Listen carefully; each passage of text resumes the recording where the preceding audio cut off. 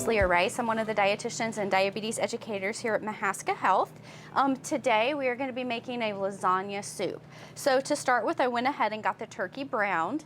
Now if you didn't want to use turkey, you could use some venison or ground beef. It will change the nutrition content of the recipe a little bit, but I think you'd still get an excellent product.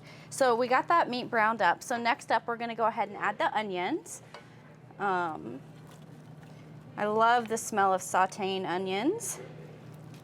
And we're gonna add a little bit of garlic. Now the recipe calls for minced garlic cloves, but I really like to just keep a jar of minced garlic in the fridge. I think that's so much easier, it's fast, it's something that you can add quickly to your recipes. So we're just gonna let this brown up a little bit. So we're just gonna finish letting the onions and the garlic cook down a little bit more, and while we're doing that, we're going to move on to my kids' favorite part of this soup, which is mashing up the noodles. So I like to just crush them with my hands and break them into little pieces, but my kids like to use the mallet, so you can just however you want to do that. Okay, so we got the lasagna noodles broken up into pieces. I like mine kind of different sizes because I like getting a bigger chunk of noodle in my soup. So we're going to set that aside for a minute, and we're gonna get the rest of the ingredients poured into our soup. So next we're gonna add just a can of diced tomatoes. Now if you wanted to add some extra flavor, I think a fire roasted or an Italian tomato would be really good in this too.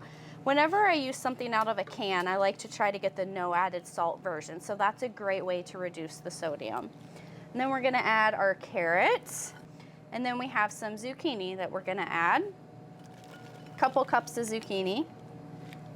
That's a little bit more than a couple cups, but we like zucchini at my house, and I like to use frozen zucchini if you froze some during the summertime. We're just gonna stir that up really good. Then we're gonna add the recipe calls for vegetable broth, no added salt, but I couldn't find that, so I did get some beef broth that's no added salt. They had regular vegetable broth, but there's a ton of sodium in vegetable broth or in any broth, so I really wanted that no added salt option. So we're just gonna add 6 cups of that.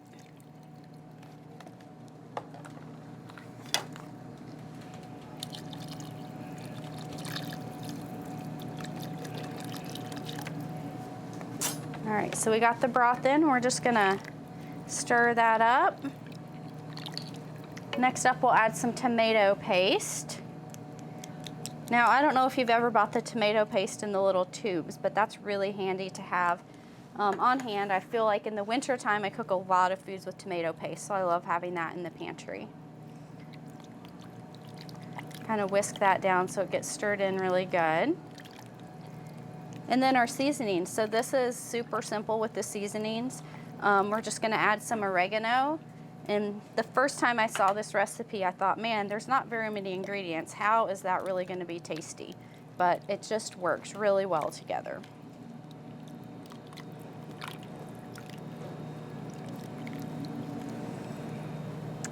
And then the last thing we're going to add are our crushed noodles. And these usually take about, I don't know, 15, 20 minutes to cook. So after I get those added, I just crank up the heat and let it boil until the noodles are nice and soft.